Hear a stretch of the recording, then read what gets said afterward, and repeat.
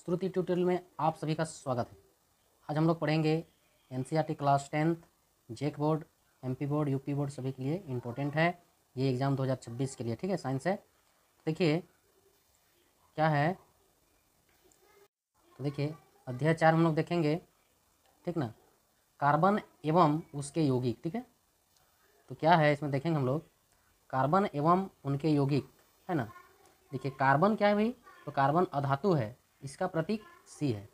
आज हम लोग देखेंगे कार्बन जो है ये प्रकृति के रूप में ये धरती के नीचे और ये आसमान में, वायुमंडल में पाया जाता है, ठीक है। तो देखिए सर्वतोमुखी तत्व कार्बन भूपृथ्वी में खनिजों के रूप में 0.02% तथा वायुमंडल में कार्बन डाइऑक्साइड के रूप में यह 0.03 उपस्थित है।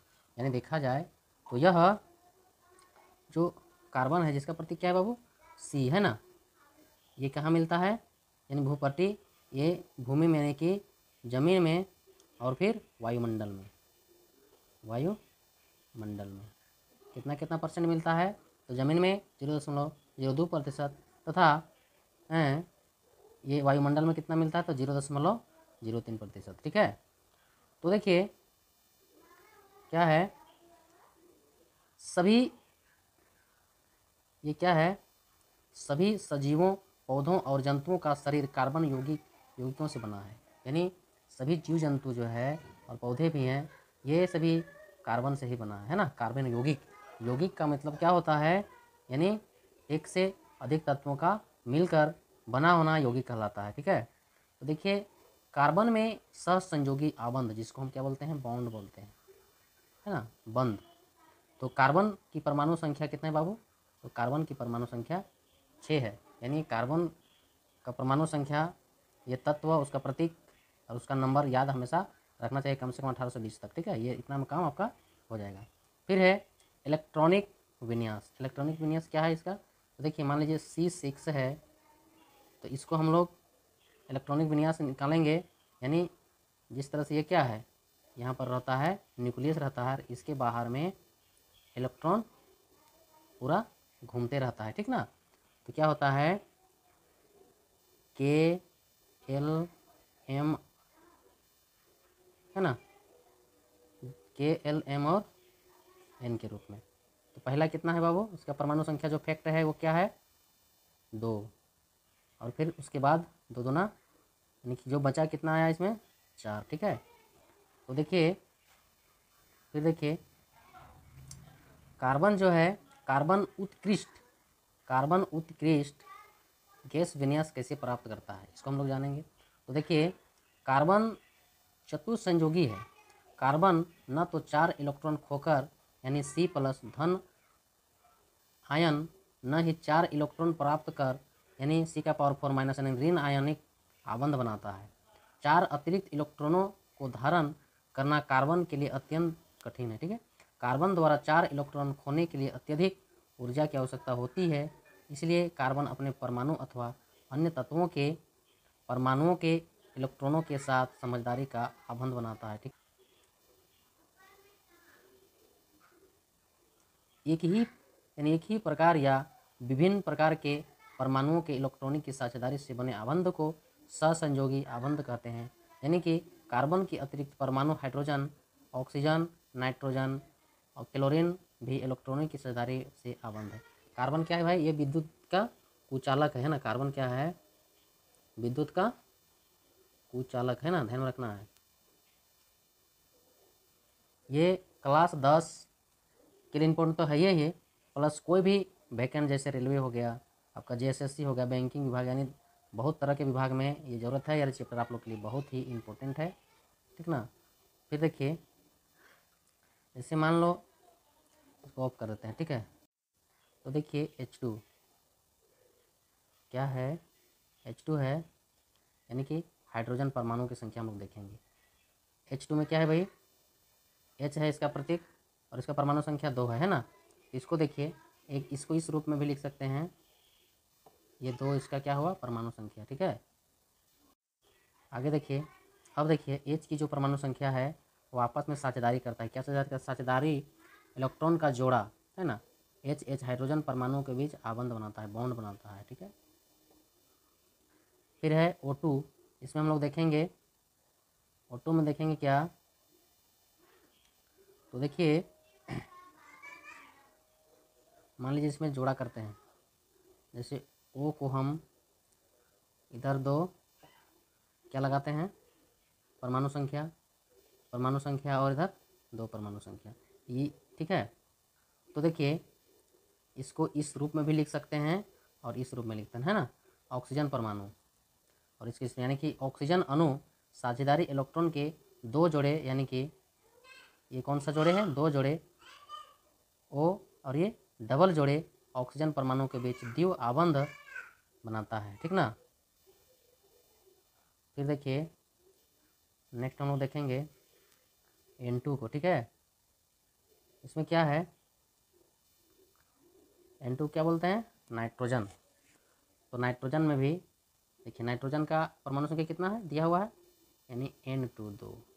तो इसको हम इस रूप में लिखते हैं, मान लीजिए N है इसका परमाणु संख्या, यहाँ लिख सकते हैं, या फिर यहाँ भी लिख सकते हैं, या फिर यहाँ लिख सकते हैं, यानी तीनों तरफ से लिख सकते हैं इसको, ठीक है।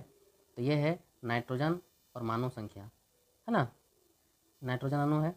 अब देखिए इसमें क्या है, ये 2 है, ये 2 इधर से आपस में मिला हुआ है दोनों में, है ना। तो ये साझेदारी इलेक्ट्रॉन के 3 जोड़े, यानी नाइट्रोजन परमाणुओं के बीच त्रिआबंध, इसको क्या बोलते हैं, ये जो बॉन्ड होता है वो कितने प्रकार से होता है, तो 3 प्रकार से होता है।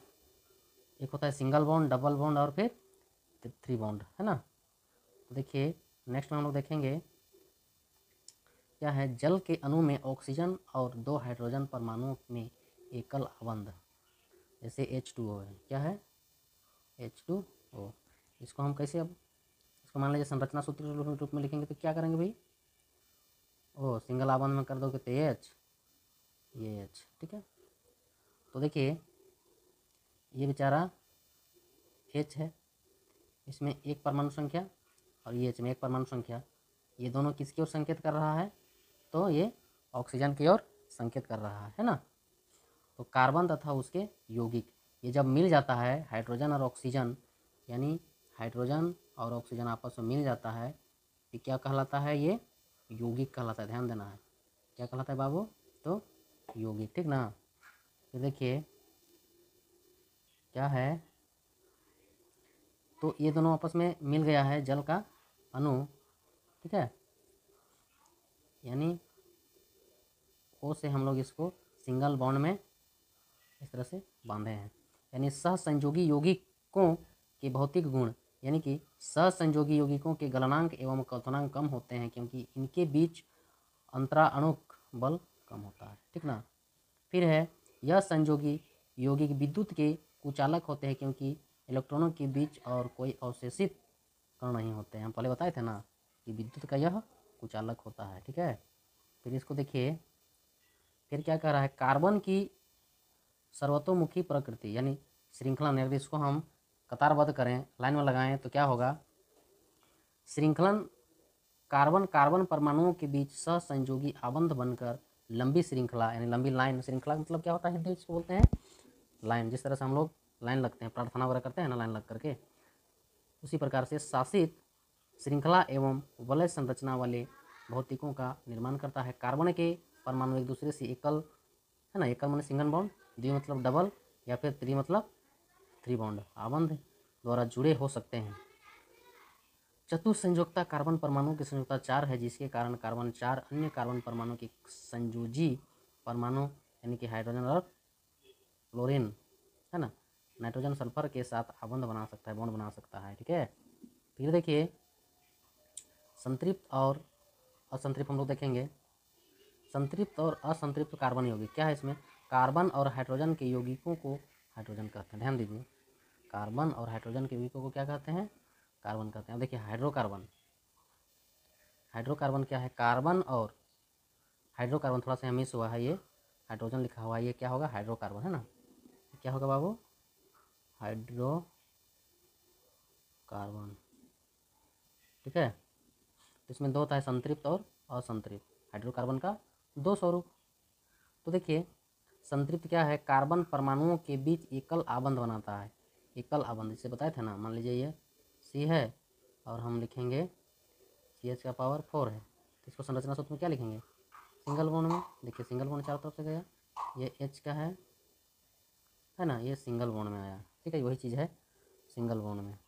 फिर देखिए असंतृप्त में क्या होता है, कार्बन परमाणुओं के बीच द्विआबंध और त्रिआबंध।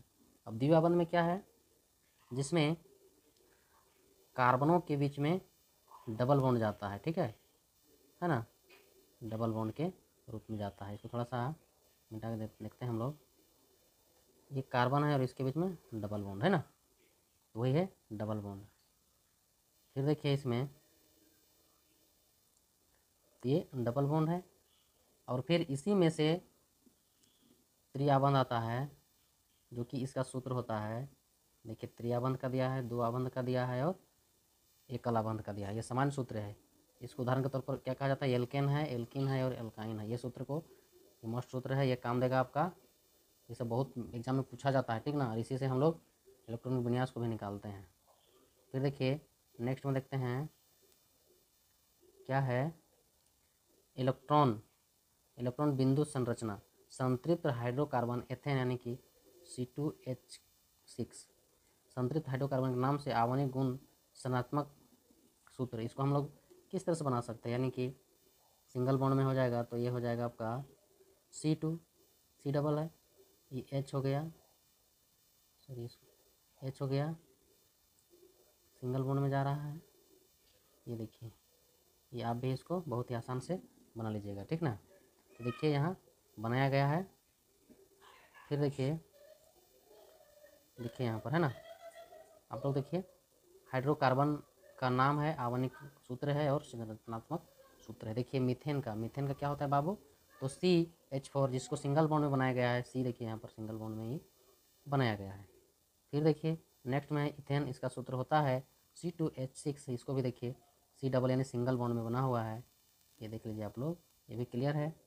फिर नेक्स्ट में देखिए प्रोपेन का C3H8 सिंगल बॉन्ड में है, C देखिए 3 है और H8 1 2 3 4 5 6 7 8 है ना, ये भी क्लियर किया हुआ है। फिर देखिए ब्यूटेन का है C4H10 यानी सेम इसी तरह से बनाया गया है, ठीक है, आप लोग भी अपना कॉपी में इसको नोट कर लीजिएगा, है ना। तो फिर देखिए यहाँ देखते हैं इलेक्ट्रॉन बिंदु संरचना, असंतृप्त हाइड्रोकार्बन यानी एल्किन, एथिन और अल्काइन एथाइन, जिसका सूत्र होता है C2H4 और C2H4। अब देखिए C देखिए आपस में क्या है, 2 है और H कितने हैं, 1 2 3 4, इसी को फिर अलग रूप से बनाया गया है, ठीक ना। अब देखिए यहाँ पर देखिए एथिन का, इसी में क्या है, डबल बॉन्ड से देखिए यहाँ दिया गया है, हाइड्रोकार्बन का नाम एथिन है, C2H4 देखिए ये C2 है, इसको डबल बॉन्ड के रूप में देखिए बीच में दिया गया है। देखिए प्रोपिन, इसको भी देखिए यहाँ पर प्रोपिन में भी देखिए C3, ये डबल बॉन्ड के रूप में लिया गया है, देखिए बन के तैयार है, ये C4 है, H8 है ना, ये है ब्यूटीन का, ठीक है। तो आज का क्लास यहीं तक समाप्त करते हैं, फिर नेक्स्ट वीडियो जो बनाऊंगा उसमें जो इसका बचा हुआ भाग है वो उसको क्लियर करेंगे, ठीक है। सभी को बहुत बहुत धन्यवाद, आप लोग अच्छा से ध्यान दीजिए, ठीक है, ओके थैंक्स।